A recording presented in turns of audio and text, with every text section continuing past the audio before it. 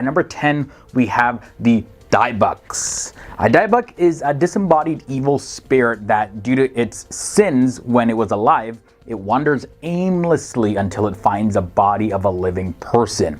And when it finds a body, that's when it possesses the new body's soul, and it creates a separate personality inside that person and causes a whole lot of mental illness.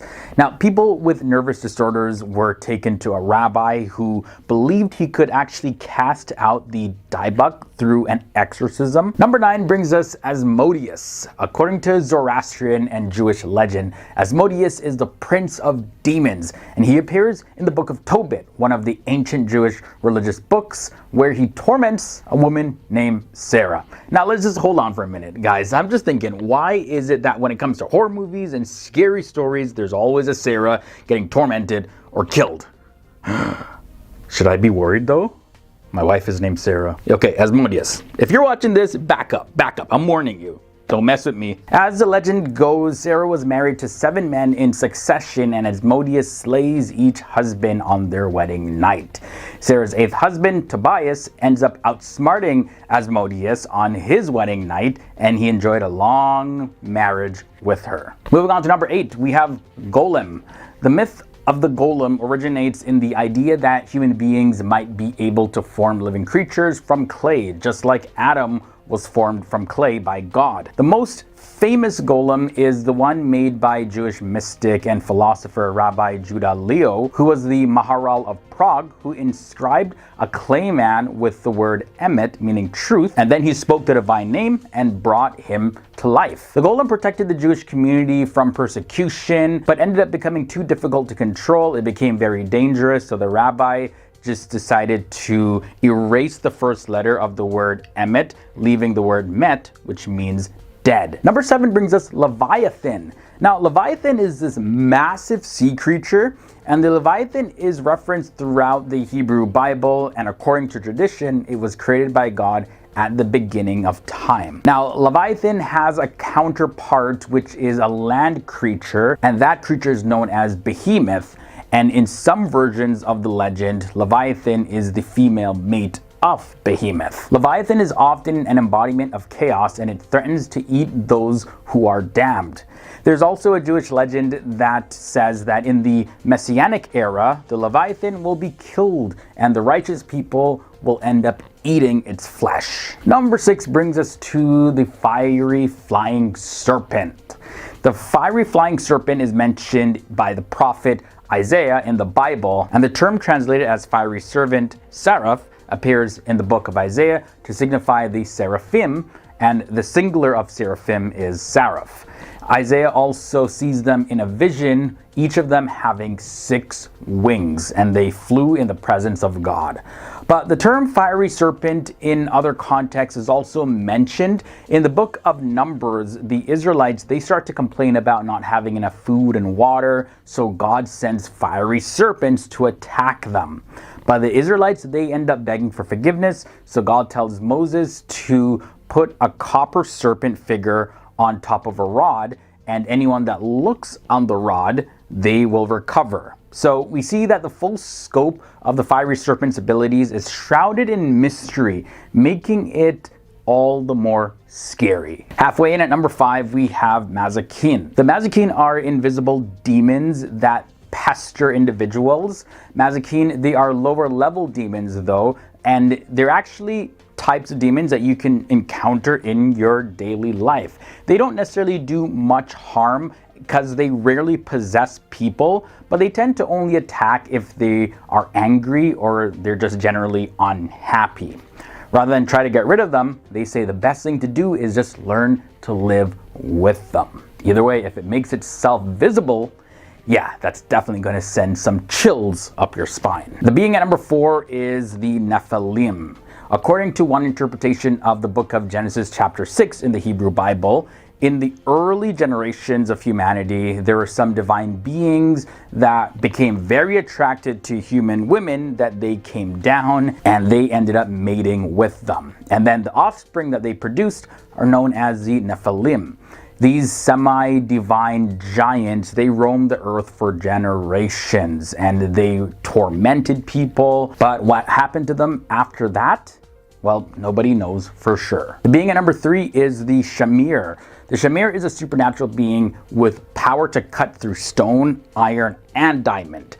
It's mentioned throughout the Talmud, and the Shamir was created right before the first Shabbat or Sabbath, just as God finished creation. It's said that Moses used it to engrave gemstones in the high priest's breastplate, and King Solomon also commissioned a search to find one for the use in the construction of the temple. And the Shamir is said to have lost its powers, though, at the first temple's destruction. The scary being at number 2 is Lilith. In Jewish lore, Lilith is a female demonic figure and was actually the first woman ever created before Eve.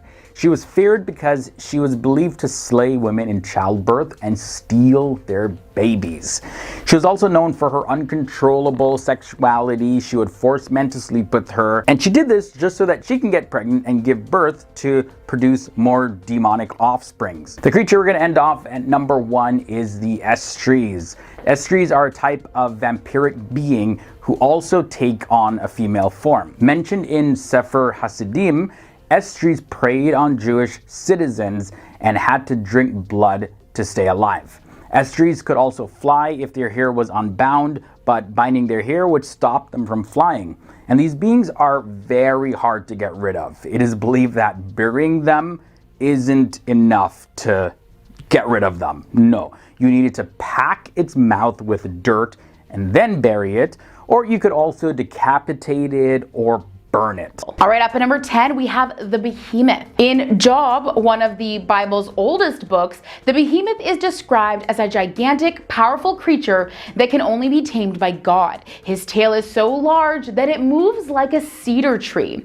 This description has led some creationists to claim that the Behemoth was in fact a biblical era dinosaur. However, the creature is mentioned as having a navel or belly button, which would rule out the fact that it was an egg-hatched lizard. In Jewish tradition, the Behemoth is a primal earth monster, a symbol of chaos. Less imaginative scholars have also suggested that the Behemoth is simply a poetic description of a real giant creature like a hippopotamus. All right, this next one is referred to as the first beast. Now, the first beast of the book of Revelation is a monster with 7 heads and 10 horns that rises from the ocean. It is also said to have the feet of a bear, the mouth of a lion, and the general appearance of a leopard. Wow.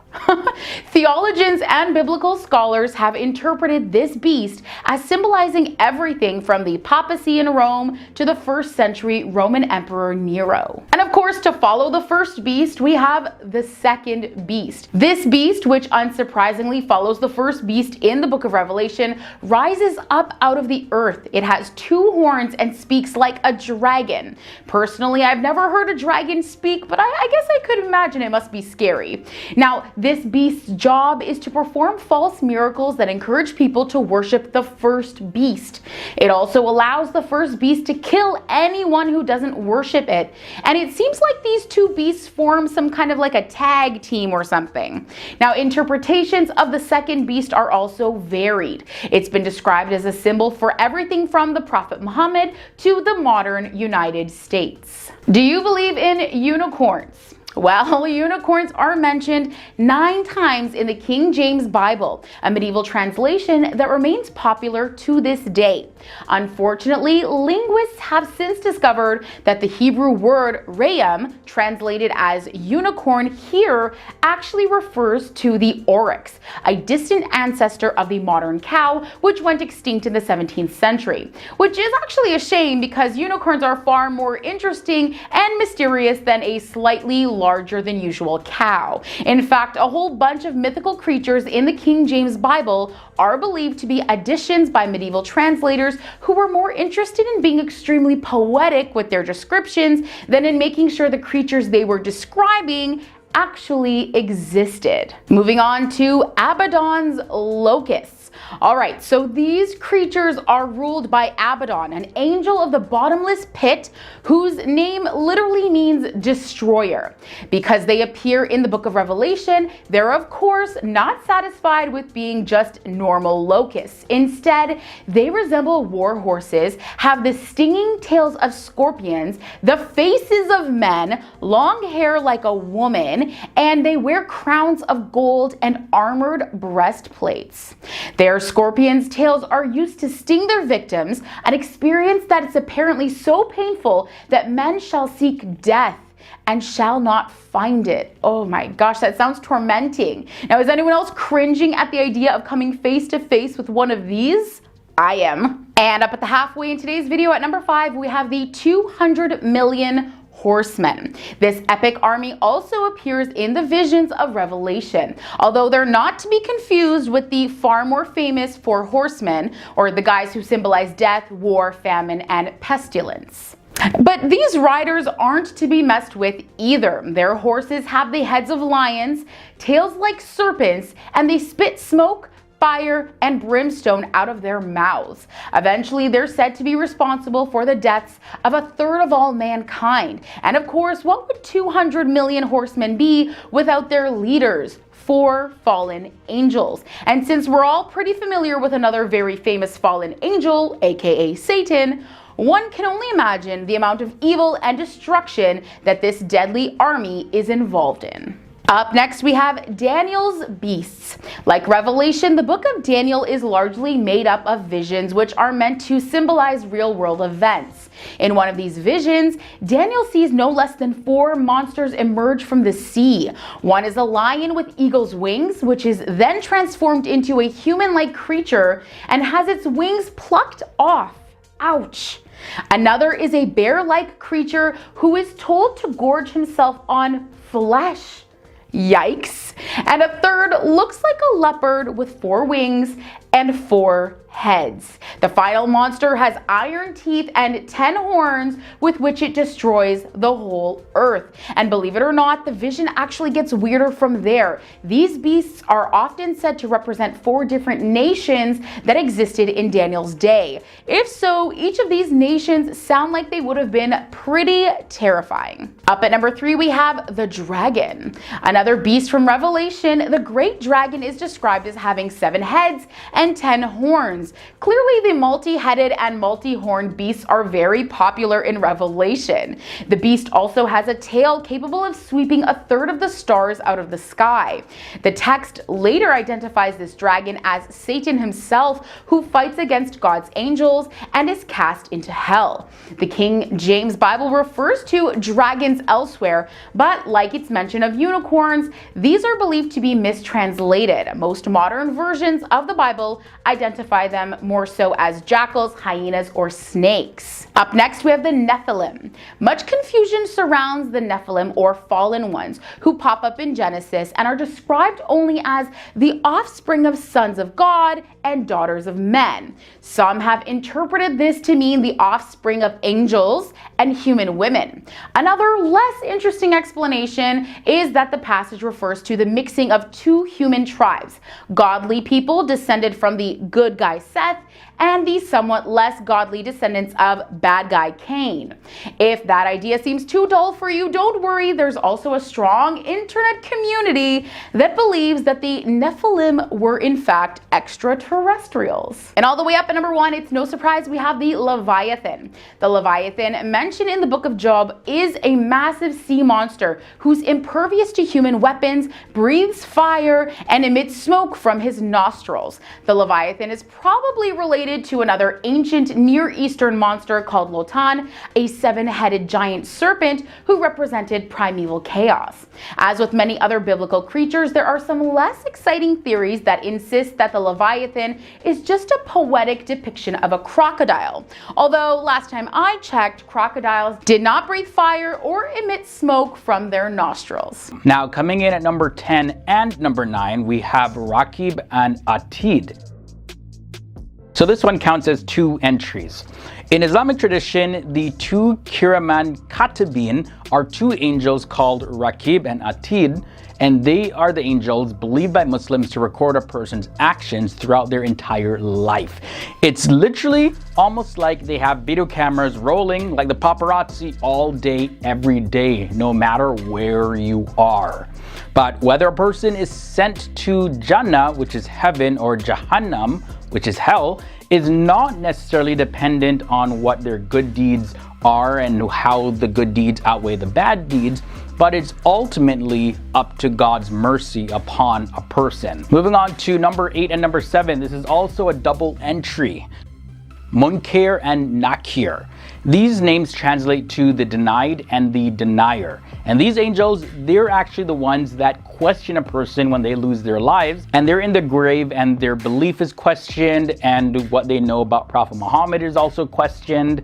So the soul of a deceased person will be in the grave in an upright position, placed like that by Munkar and Nakir, and that person is asked to identify who Prophet Muhammad is. Now, righteous people will acknowledge that he is the messenger of God, and that person will be allowed to rest in peace until the day of judgment. And these two angels, they also punish those in the grave who do not believe or were hypocrites and sinners while they were alive on earth. The next powerful angel to look at comes in at number 6, and this is Ridwan, also known as Rizwan or Ridvan. He is an archangel according to Islam, and he's known as the angel of paradise, so he guards the gates of heaven. In the tradition of Qisas al-Anbiya, Ridwan is given the task of preventing Iblis, the devil, from getting too close to Adam, but was tricked by a serpent who concealed Iblis in his mouth and carried him past him. Now in art, Ridwan is often portrayed as standing in the clouds of heaven or standing in a beautiful garden, which are both symbolic of paradise. All right, guys, halfway in at number 5, we have the angel Israfil. He's responsible for blowing the trumpet that will be the signal of the end of the earth. As a matter of fact, it would be the end of all creation. It's believed that Israfil will blow the trumpet from a holy rock in Jerusalem to announce the day of resurrection, also known as the day of judgment. And he's commonly thought of as the counterpart of the Judeo-Christian archangel named Raphael. And waiting to blow the trumpet is not Israfil's only task, but it is his most significant task. And unlike some of the other angels in this list, he's not mentioned in the Quran. Moving on to number 4, this powerful angel is Malik. Malik is an angel in hell and purgatory, and he administers hellfire, and he's assisted by 19 other subordinate angels. The Prophet Muhammad had met Angel Malik during his heavenly journey, so when Muhammad arrived in heaven and all the angels greeted him with smiles on their faces, the angel Malik didn't smile at all. So when Muhammad asked about this, why his face doesn't look so happy at all, another angel reveals that Malik is the guardian of hell, and because of that, he never ever smiles. Moving on now to number 3, we have the angel Azrael. The angel Azrael is the angel of death, and that is Malak al-Maut in Arabic. And he takes away the lives of people at God's command, swiftly, just like that. So yes, he's in charge of ending people's lives, and many other angels work under him. So he may not necessarily be the one that specifically takes everybody's life. And some angels under him take away the lives of good people, while others, who often appear in very frightful forms, take away the lives of sinners and disbelievers. Powerful angel at number 2 is Mikael, and he's referred to as Michael in Christianity. He's one of the archangels and is said to be responsible for the forces of nature. Mikael is often depicted as the archangel of mercy, so he's said to be very friendly, and he asks God for mercy for humans, and it is said that he was one of the first ones to bow down before Adam at God's command. He's responsible for the rewards given out to good people in this life, and he's believed to guard places of worship. Mikael is also credited as one of the angels that purified Prophet Muhammad's heart before his night journey or Isra from Mecca to Jerusalem and his later ascension or Miraj to heaven. Mikael is also noted as helping the Muslims in their first significant military victory, which was the Battle of Badr in Arabia in the year 624. And finally, in at the number 1 spot, the angel Jibril.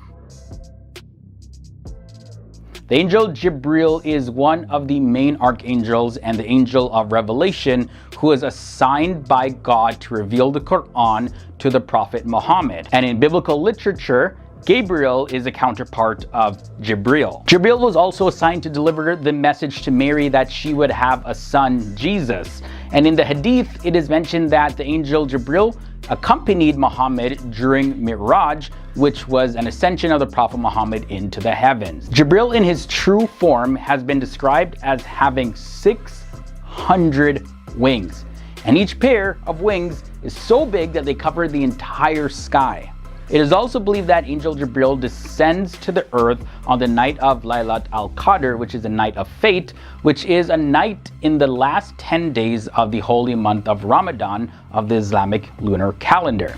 This is said to be the night in which the Quran was first revealed. All right, up at number 10, we have Ravana. Ravana was a powerful and evil demon king with 20 hands and 10 heads. He was considered the most dreadful creature of the universe, but was one of the very intellectual demons who mastered all the holy scripts of Hindu mythology. He perished at the hands of Rama for abducting Rama's wife, Sita, to marry her. When Lord Rama terminated Ravana, he was known as one of the longest living demons. Up next, we have Mahishasur. Mahishasur was a demon king who inherited a buffalo's body with the upper body of a human. He was a devotee of Lord Brahma and eventually got a blessing from him that no man would ever be able to kill him and that only a woman could kill him. Mahishasur was extremely powerful, and his pride led to his downfall. Believing that he would be immortal and that no woman would be able to match his strength, he started a great war. However, the prophecy was fulfilled when Mahishasur perished at the hands of a woman, Madurga, who fought him to stop the war he had created. All right, up next we have Hiranyakshipu. Hiranyakshipu was the egoistic demon king. He wanted his people to praise him as a god and considered himself to be the center of the world. He believed he was the creator of the universe with uncontrollable supreme power. While his entire kingdom worshipped him, his own son Prahlad refused to worship him as the Lord and instead was devoted to Lord Vishnu. Out of jealousy, Hiranyakshipu attempted many times to end the life of his son, but was unsuccessful. Seeing this, Lord Narsimha, or a form of Lord Vishnu, tore apart the demon Hiranyakshipu and destroyed him. Moving on to the story of Mahabali. Now, not every demon in Hindu mythology was completely evil. Mahabali is an example of one of the more generous demon kings. Everyone in his kingdom was happy under his rule, and he was completely devoted to the Lord. Once a Vamana came to his kingdom and asked the demon king to give him a piece of land just big enough to be covered by his footsteps. Now, secretly, it was Lord Vishnu disguised as Vamana. Generous as he was, Mahabali promised to fulfill the wish of Vamana. And upon hearing this promise, Vamana grew so big that one of his footsteps covered the entire world, and Mahabali came to know that Vamana was really Lord Vishnu. To seek blessings from the Lord, Mahabali asked Vamana to put the next footprint on his forehead. But of course, as a result of receiving the Lord's giant footstep on his forehead, Mahabali perished. Up at number 6, we have the story of Raktabija.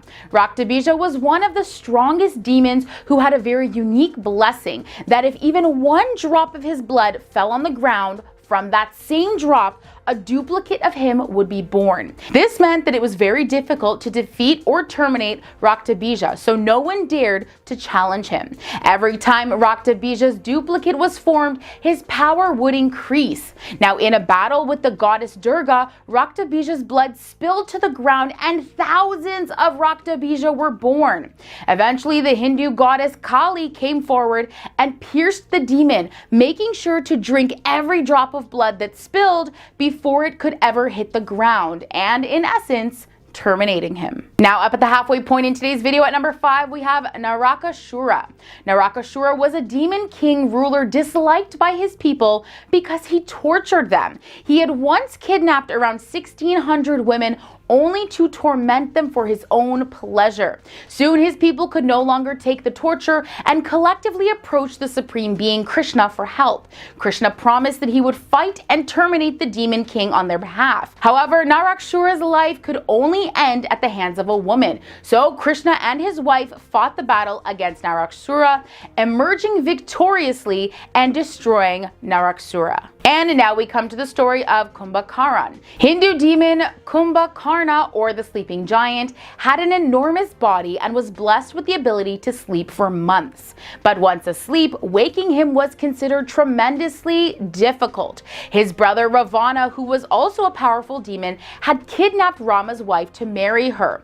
When war broke out between the two, Ravana needed his brother's help to win the war. To wake him from a deep sleep, Ravana had 1,000 elephants walk over Kumbhakaran, waking him in time for battle. Now, Kumbhakaran knew that his brother was doing wrong, and for that, he tried to convince him to stop, but Ravana would not listen. Out of loyalty, Kumbhakaran fought against Rama for his brother. He destroyed most of Rama's army in the battle, but eventually perished at the hands of Rama. Up next at number 3, we have the story of Tarakasura. Tarakasura was an evil demon king who defeated his challengers and forced them to become his servants. He praised the gods and eventually received their blessings. However, he began to misuse his power and many innocent perished at his hands. As per his blessing from the gods, Tarakasura could only be defeated by the son of Lord Shiva, but at the time, Shiva had no children. However, after Shiva's marriage to Parvati, Kartikeya was born. Kartikeya then fought Tarakasura and destroyed him and all of his brothers. Moving on to the story of Surpanaka. Surpanaka was a wicked demoness and the sister of the demon king Ravana. She was considered very ugly and married to Dushtabudi. Dushtabudi was terribly greedy and wanted Ravana's kingdom. When Ravana heard about his intentions, he destroyed Dushtabudi, leaving Surpanaka a widow. A few years later, she saw Lakshmana and Rama roaming around the forest. She was attracted to them and of course wanted to marry them. However, both of them declined her proposal and she became angry. To try and win their love, she attempted to attack Sita, the wife of Rama, and the sister-in-law of Lakshmana. Because of this, Lakshmana chopped off her nose and Rama declared a battle against her. In the end, Rama emerged victoriously and Surpanaka left alone and in tears. And up at number 1, perhaps one of the most evil demons that I found was Putna. Lord Krishna appeared as a supreme personality on earth to destroy all the demons and protect his devotees. Putna was the demoness who practiced the art of taking the lives of infants through black magic. One day, Putna dressed herself as a beautiful girl and entered the infant Krishna's house to end his life. When Putna entered the room, she took Krishna onto her lap. The wicked demoness had smeared poison on her nipple and pushed it into his mouth, expecting him to die as she fed him. However, her plan failed, and instead, the infant Krishna sucked the life out of her. Eventually, the demoness returned to her normal form and perished, screaming in pain as her body extended up to 12 miles, crashing into trees and the village houses.